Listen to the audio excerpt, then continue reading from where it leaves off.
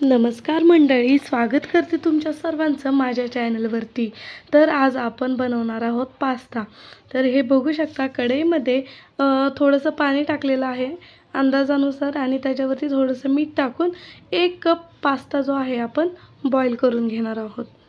तर हे बघू शकता तुम्ही, आपल्याला नाही का ह्याला व्यवस्थित असं बॉईल करायचं आणि झाकून घ्यायचं याला। आता याला उकळी आलेली आहे आणि आपण आता हे झाकून घेतले।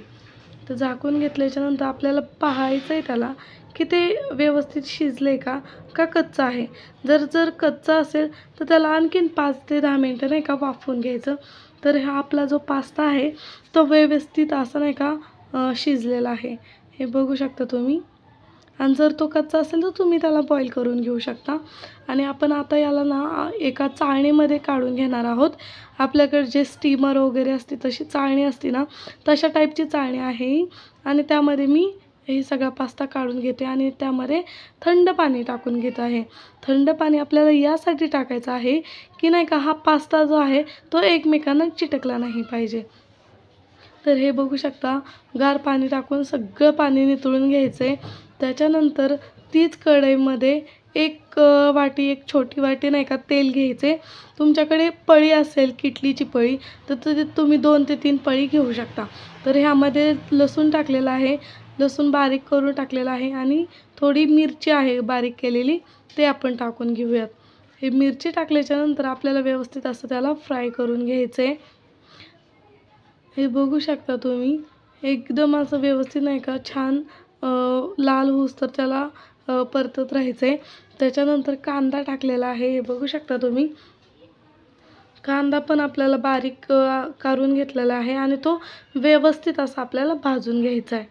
त्याच्यानंतर जे टोमॅटो आहे ते बारीक करून घेतलेले ते त्यामध्ये ॲड केले।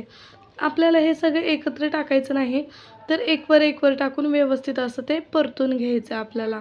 हे बघू शकता तुम्ही, छान असं परतून घेतले। त्याच्यानंतर आपल्याला थोडीशी हळद ॲड करायची त्यामध्ये। पास्ता आपला जास्त थोडासा पिवळा आहे म्हणून कमी हळद घ्यायची। तुमचा पास्ता जर पूर्णपणे व्हाईटच असेल तर तुम्ही जास्त हळद थोडीशी जास्त वापरू शकता। यामध्ये आता मी मसाले टाकून घेतलेला आहे। पास्ता मसाला टाकलं, मीठ टाकलं चवीनुसार, धने पावडर टाकलेली आहे आणि गरम मसाला टाकलेला आहे चवीनुसार। आणि हे आता आपल्याला छान परतून घ्यायचे। हे बघू शकता तुम्ही, त्याचा खूप आता नाही का चांगला स्मेल यायला लागला आहे आणि त्यामध्ये नाही का पाणी टाकून आपल्याला पुन्हा एकदा थोडंसं हलवून घ्यायचं आहे ते व्यवस्थित असं।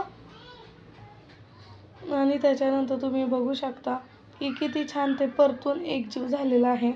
आणि त्यानंतर आपण जे 1 कप पास्ता शिजवून घेतला होता तो ह्यामध्ये ॲड करायचा आहे।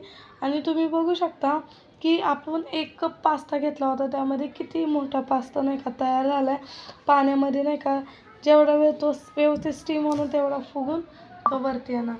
तर हे बघू शकता तुम्ही, छान त्याला परतून घ्यायचं आहे आता आपल्याला। छान परतत राहिल्यावरती जर आपल्याला वाटत असेल तर थोडंसं पाणी त्यामध्ये आपण वरून थोडंसं ॲड करू शकतो मसाले एकजीव होण्यासाठी। आणि जर वाटत असेल की नाही का व्यवस्थित आहे सगळं तर तुम्ही नाही घेऊ शकत, म्हणजे घेऊ नाही शकता तुम्ही तुमच्या मनाने। आणि आता ह्याच्यावरती आपण बारीक चिरलेली कोथिंबीर टाकूयात। थोडीशीच घेतली आहे मी कोथिंबीर बारीक चिरून। आणि हे बघू शकता, आपला पास्ता जो आहे तो आता एकदम तयार झालेला आहे। आणि हा जो पास्ता आहे तो आपला नाही का 10 ते 15 मिनिटामध्ये तयार होतो। बघू शकता, मी आता एका डिशमध्ये काढून घेत आहे हाच पास्ता आणि खूप अप्रतिम पास्ता झालेला आहे। खूप म्हणजे खूप छान, असं वाटतच नाही की हा घरी केलेला पास्ता आहे, रेस्टॉरंट स्टाईल पास्ता वाटतोय। पुन्हा भेटू नवीन व्हिडिओमध्ये, तोपर्यंत नमस्कार।